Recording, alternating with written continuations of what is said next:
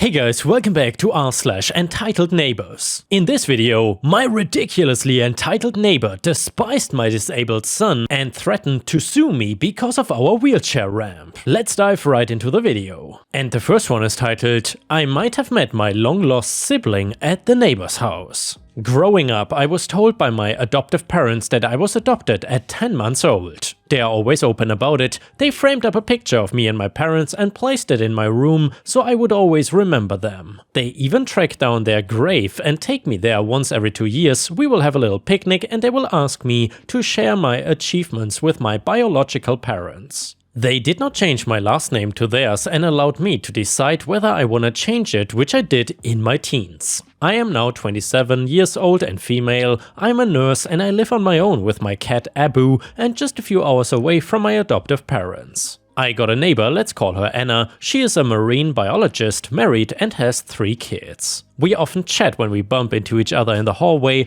or her kids will come over to my place to play with my cat. 4 days ago, I got a knock on my door and it was Anna. Turns out her nanny MIA on her at the last minute and is already late for a close friend's wedding and was wondering if I can watch the kids for a couple of hours while they are gone. She asked me if I can watch them at her apartment instead since her youngest is sleeping. I grabbed my stuff and went over next door. We played with dolls, played pretend and ordered food and watched a movie after that. So I told the kids to keep their toys before the food arrived, and while we were at it I saw something that made my heart drop. I saw a picture of my parents. They looked so much younger and it was a different picture from what I had. I asked Anna's kids if they knew who these people were. They told me they have no idea who it was. My curiosity grew more and more. I texted my adoptive parents if they knew that I have any siblings. They told me they were not too certain, but in the adoption profile it stated that I'm alone and without any siblings. A few hours later and Anna got home. I was inquisitive to know and I couldn't wait any longer. I asked Anna, who is this young couple? Anna told me it was her parents and they died when she was 6. She was then raised by her aunt. I was shocked. I felt like throwing up. This cannot be real. I have a sister? I went home and did some social engineering. So I went on Facebook and Instagram to see what I can find. I found the profile of an old lady who I believe is the one that raised Anna. I see that she refers to Anna as her daughter, and I was looking at pictures and I found a rather similar picture to what my adoptive parents gave me, just without me in it. So I called my adoptive parents crying, telling them what I found. They drive for hours to come to me, and when I showed them, the 3 of us cried together. They told me that I should let her know. I don't know if I should, just because it seems like she doesn't know that I existed. I just remembered this when I saw my own post on TikTok. Thank you everyone for your kind words and I really appreciate all the encouragement. I gathered myself and yes, I spoke to Anna. I invited her to my apartment away from her kids so the both of us can sit down and talk about it. I showed her the picture that I have and she is as confused as I am. I told her that we might be sisters. I could see the tears building up at the edge of her eyes and she told me that she wants to be excused. She left my apartment and I thought that was it. For a while there's so much of what ifs. What if she's a cousin? What if the baby in the photo is not me? What if there was a mix-up at the adoption home? A few minutes later, she knocked on my apartment door and she brought her laptop, the photo of her parents and her phone. We compared our pictures and yes, they are the same person. I showed my birth certificate and how I changed my last name during my teens as well as my adoption papers. I told her that I have a birthmark on the left side of my butt cheek and yes, she remembered. We looked at each other and we started sobbing. She came to hug me and told me that at times she couldn't believe that I'm gone because she loves me so much. She told me how she thought I was dead and that broke her. She video called her aunt, the one that raised her. Let's call her Lucy. When Anna introduced me to Aunt Lucy, she looked horrified. She even asked if Anna got mixed up because she was pretty sure that I was dead. We showed her my birth certificate and all the adoption documents, and once she saw there was evidence, she started crying and kept apologizing. Aunt Lucy was hesitating at first, but we told her how we deserve to know the truth. So here goes the side of the story that I never knew. Firstly, my parents died in 2 separate accidents. My mom and I met with an accident first. I was fine, but my mom suffered multiple injuries, and when my father got to know, he rushed to the hospital to meet my mom, but he lost control of his car and crashed into the road divider. both died at the same hospital just minutes apart. She was then told that I died too. My sister got sick shortly after my parents' death and couldn't attend the funeral. My parents were well-to-do. My dad was a marine biologist just like Anna, and my mom was a general surgeon. We have an uncle, let's call him John, so apparently Aunt Lucy and Uncle John needed money. Aunt Lucy has lots of kids and hence she couldn't afford to raise both of us, while Uncle John and his wife were into traveling and could use some money for their adventures. I have no idea how, but somehow they managed to get whatever our parents have left us and split it into two. I was given to Uncle John, but he must have placed me at an adoption home or something and then fled the country. All the while, Aunt Lucy knew about me and how I was placed at an adoption home, but she chose to keep quiet. A few years after I was sent to the adoption home, Uncle John and his wife came back to the nursing to get me back, but they learned that I was already adopted.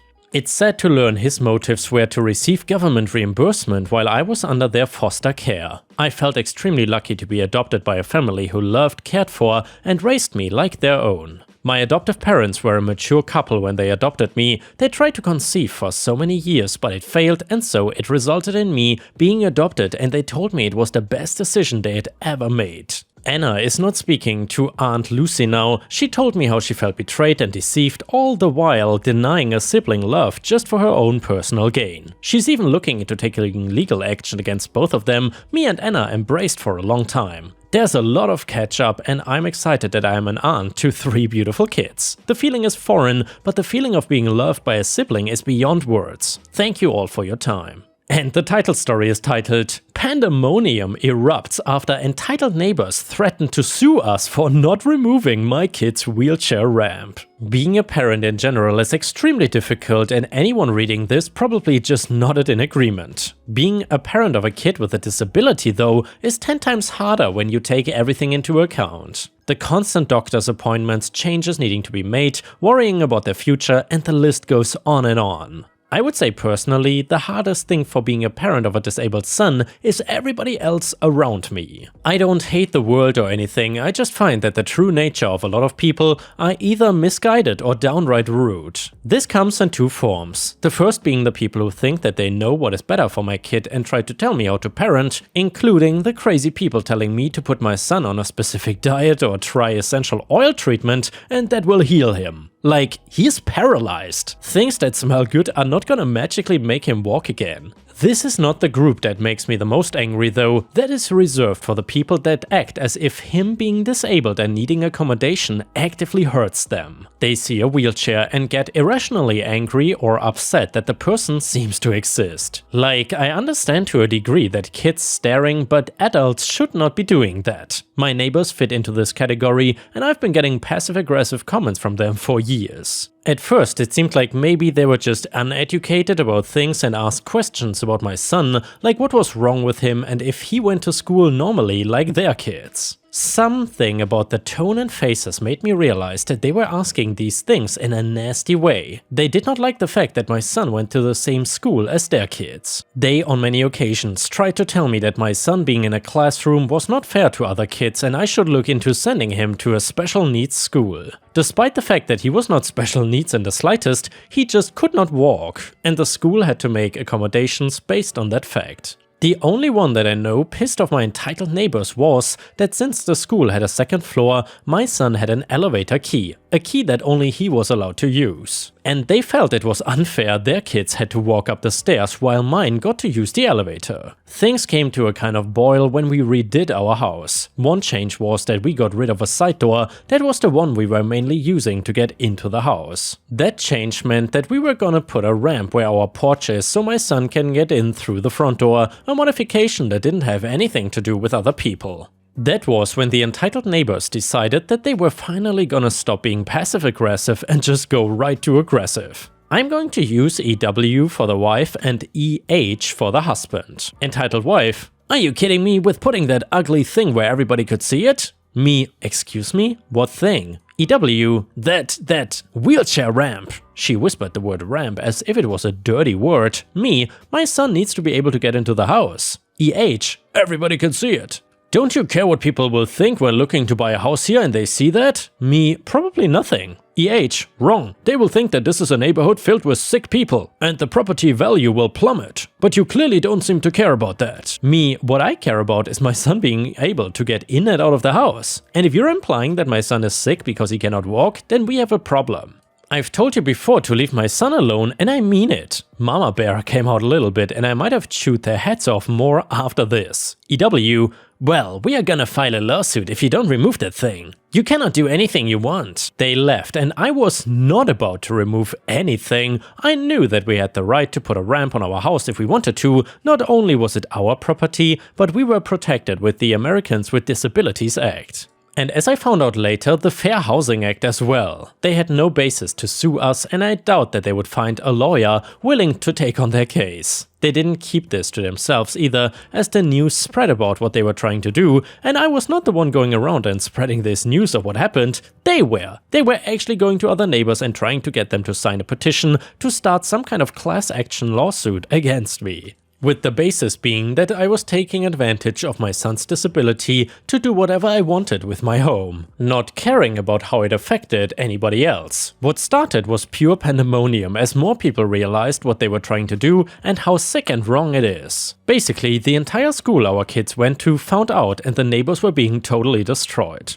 EW was being removed from the PTA due to it looking bad for somebody like her to be on it. I had so much support that I actually started to cry, not realizing how many people had our backs. A local lawyer drafted something up for us for free to be delivered to the neighbors, basically telling them that the ramp and any other things I built to accommodate my son were protected, and if they tried to move forward with a lawsuit, we would countersue them for harassment and discrimination. They went from being a kind of big deal in the neighborhood to now basically being social pariahs. Nobody wanted to associate with them after they tried to go after my son for not having the ability to walk. Of course, people that entitled can never see themselves as being wrong and also never know when to just quit. They tried to tell the city that I had built an illegal addition on my home and wanted an inspector to come and force us to remove it. They made it seem like we added some big thing and went against building codes. The inspector was confused when he couldn't see anything, and they had to point out that they were talking about a ramp. They got told off by the city for wasting time and warned not to press the matter further. All of which just made them more hated. Usually, I have to get protective and do all the fighting for my son to stop people like my entitled neighbors from winning. Being backed up by the rest of the community made me feel good and happy about where I live. And with how much hate they are getting, I would not be surprised if I find their home on the market in the near future. Anyway, the next one is an Am I the A-hole story. For context, I'm currently 29 weeks pregnant, my husband 29 male and I 30 female met in college and have been together for 8 years, married for 2. Our relationship has always been solid and progressive. My husband has never been much of a traditionalist despite growing up in a very stereotypical family. He had 2 siblings and a stay-at-home mom, and his dad worked. Up until recently, we've agreed on nearly everything, save for small things in our marriage and how to raise kids. However, 2 days ago we were talking about baby stuff and my husband started mentioning that he thought maybe one of us should stay home with the baby for a while and not go back to work after our maternity and paternity leave is over. We both work in tech and make good money and have great benefits. I get 20 weeks of leave after the baby is born, he gets 12. We were trying to decide if we should stagger our leave so someone could be home with the baby until 6 months, which is the age where most places near us will start daycare. My husband said that he read that it's better for the baby to have a parent home for the first year. So I asked him, thinking nothing of it, if that's really something he would consider since he might have to quit his job. He asked why he would have to quit since I should obviously be the one to stay home with the baby. I asked him if he was serious and he said yes, the mom should be the one to stay home. I said, how are we gonna make that work on just his income? For context, I make about 3 times what my husband does, it's never been an issue and never mattered to me. I just finished my masters earlier than he did, we both have them, and went into a more specialized field. We both make good money, but it's my job primarily that pays for the lifestyle we have. So I asked him what we were gonna do for a year on 1/4 the income with a new baby. He got a little upset and said I shouldn't even bring that up and that he makes good enough money to provide for us and I should not question him. I got mad and said it was not realistic and it was silly for the person who made more money to quit their job, especially since he is the one who thinks someone should be with the baby extra time. By the way, I was fine with sending the baby to daycare starting at 6 months. The fight blew up from there, me saying he's being sexist and not considering my feelings at all. I refused to back down and he ended up taking off after I said he should be the stay-at-home parent if he wants one so bad. And him saying that he didn't deserve to be emasculated just for suggesting I should stay home like a good mom. I talked to some of my family and his family about it and the answers are kind of split. So Reddit, am I the a-hole for bringing up the pay disparity and telling him that unless he's the one to stay home, the baby is going to daycare? And yeah, Ripestars, let me know what you think about this in the comments. To be honest, to me personally, the husband seems kind of insecure, and I like how OP, aka the wife, is taking this from a very rational position. Honestly, if you're making 3 times as much as your significant other, then your significant other should probably be the one staying at home. I mean, it's 2023, there are plenty of stay-at-home dads, it's not really such a special thing anymore. Either way, let me know what you think about it in the comments. Comment number 1 on Reddit said, not the a-hole at all. He is being sexist, thinking that since you're a woman, your place is in the home. He's also sexist because he thinks the suggestion that he stays home is emasculating. If he is so progressive that word would not have been uttered, he needs to wake up and smell the coffee. Stand your ground, he cannot make you quit your job. So sign up for those waitlists and good luck. Would he go to counseling? If not, go yourself. I'm concerned this is just the tip of the iceberg of his real feelings and you need to be prepared. Comment number 2, not the a-hole, your logic is spot on, he is taking the archaic, sexist, illogical, ego-driven path. Try living as if he's the only one working partner for a few months. Live off only his income to show him what type of life that would afford you. It'll be a wake-up call for him and you will have some additional savings at the end. I'm a little worried that this is the first instance of a mask dropping and that you will encounter more such sexist or controlling BS in the future. And yeah, Ripestars, so far I would say I absolutely agree with the comments and thankfully we have an update from OP that I will read now. So update, I was reading through a ton of comments last night and got really nervous wondering if maybe I was wrong about my husband being progressive. A lot of people were asking why we didn't talk about all this before we got pregnant, and the thing is, we did. We had agreed on daycare. For the people suggesting a nanny, I've begun looking into it, but they are really difficult to find sometimes. Because we both wanted to keep our jobs that we love. My husband has been acting weird and quiet since we fought, but this morning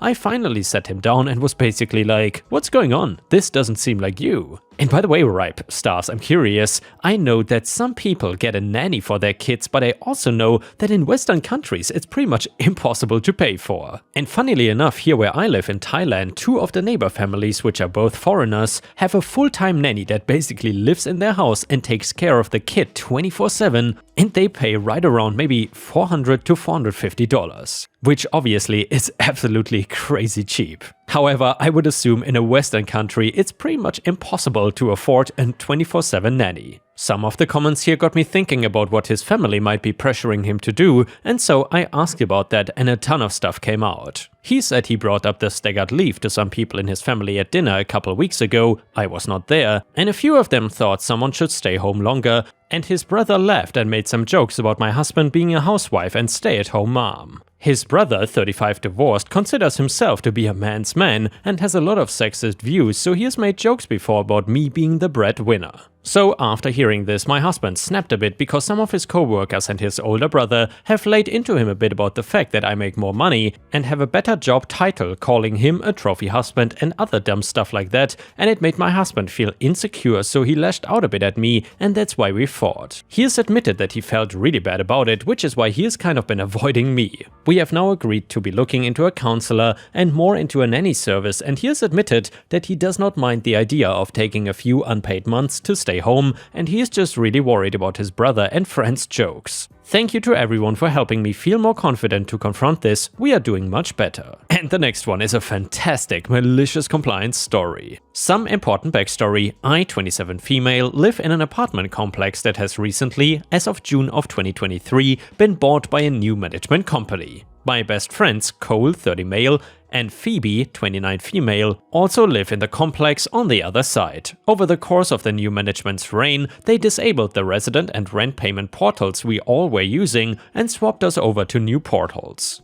I don't know what exactly happened, but it took over a month to get the new portals working, which was a nightmare, but I digress. On 2nd August, I went to pay my rent through the new payment portal. As I always do, I checked the breakdown of what my utilities were. Usually this is water, trash, sewer, cam fees, and the tech package the complex includes, since we are charged based on usage. I have been in the apartment I'm in now since September of 2022, and prior to this I lived in the complex in 2 other units for a combined time of around 3 years. Needless to say, I'm very familiar with what my utilities should look like in this complex, specifically the water bill. Much to my surprise though, and confusion, my water bill was $91. Usually it's around $30 to $40. I understand increases happen, but usually I see them towards the beginning of the year, and it's never this much of an increase. Immediately, I emailed the front office to kindly ask what the hell is going on. The front office assistant manager told me that it was the water district that made the increase and that the complex had nothing to do with it and they were not able to do anything about it. It was a very "don't shoot the messenger" type response. This did not sit right with me, so I called my friends who live on the other side of the complex to see if they had seen a similar increase. After they checked their bill breakdown, they let me know that their water bill was double what it usually was at $120. They also reached out to the office and were told the same thing.